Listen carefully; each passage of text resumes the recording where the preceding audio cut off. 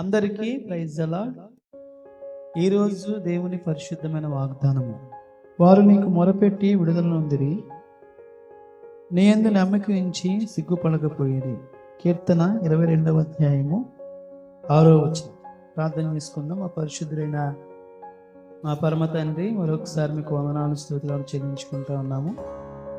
మరొక సమయంలో మీ పాదసన్నిధిలో చేరి ఈ విధంగా ప్రార్థించే సమయాన్ని మీరు దయచేసినందుకే వందనాలు స్తోత్రాలు. మీ యొక్క వాక్య లేఖన భాగాల ద్వారా మరొకసారి మాతో మాట్లాడమని మీ కృపగల స్థలకు మమ్మల్ని అందరినీ అప్పగించుకుంటూ సమస్తమైన ఆధిపత్యం మీకు చెల్లించుకుంటూ యేసు నామమును స్తుతించి ప్రార్థించి బ్రతిమాలి వేడుకొనుచున్నాను పరమ తండ్రి, ఆమేన్.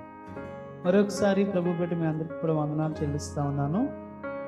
ఉదయకాలాన్న మనము ప్రభు వాక్యాన్ని జ్ఞాపకం చేసుకునేటటువంటి ధన్యతను ప్రభు మనకి అనుగ్రహిస్తూ వచ్చారు.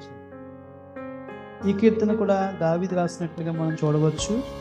22వ అధ్యాయం 5వ వచనాన్ని మనం జ్ఞాపకం చేసుకున్నప్పుడు, వారు నీకు మొరపెట్టి విడుదల నొందిరి, నీ యందు నమ్మకం ఉంచి సిగ్గుపడకపోయేది అనే మాటను ప్రభు మనకు జ్ఞాపకం చేస్తూ ఉన్నారు.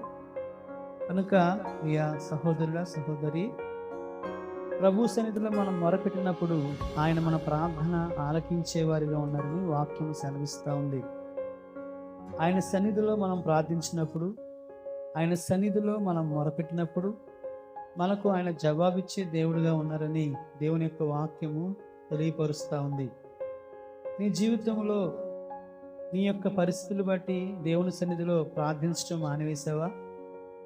దేవుని సన్నిధిలో విసిగిపోయి దేవుడు నాకు కార్యం జరిగించడం లేదని నీవు దేవుని సన్నిధిలో ప్రార్థించడం మానివేసిన వాడిగా ఉన్నావా? అయితే దేవుని వాక్యం మరొకసారి నిన్ను బలపరుస్తూ ఉంది.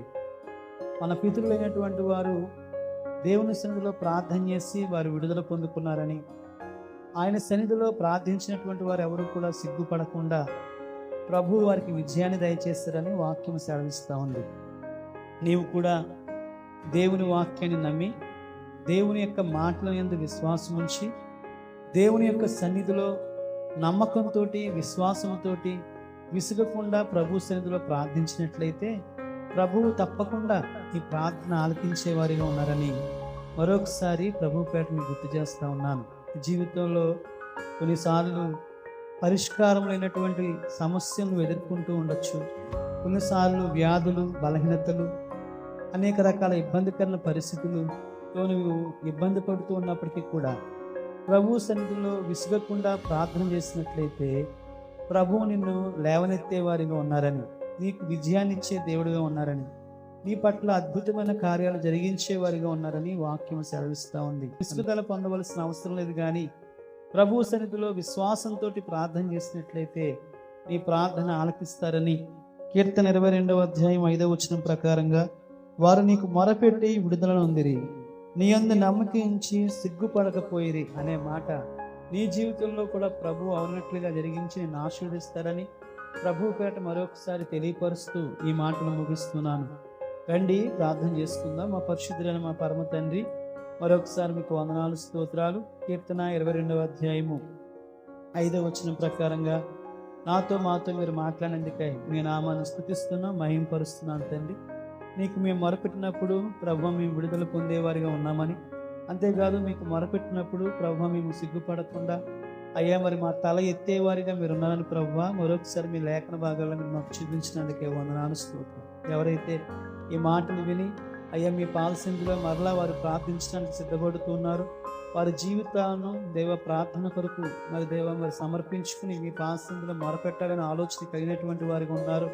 వారి జీవితంలో వారి పట్ల మీ కార్యాలు జరిగించే దేవుడుగా ఉన్నారని తెలియపరుస్తూ వచ్చాను తండ్రి. కనుక ఆ వారి యొక్క కార్యాలను ప్రభువా మీరు జరిగించండి. వారిలో ఉన్నటువంటి విసుగుదలను, వారికి ఉన్నటువంటి అవిశ్వాసాన్ని తీసివేసి వారి పట్ల మీ గొప్ప కార్యం జరిగించి వారి విశ్వాసాన్ని బలపరిచి మీ నామానికి మహిమ తెచ్చుకోమని ప్రార్థన చేస్తున్నాను తండ్రి. ఈ వాక్యాన్ని వింటున్న ప్రతి కుటుంబాన్ని పేరు పైన దీవించమని ప్రార్థన చేస్తూ ఉన్నాను తండ్రి.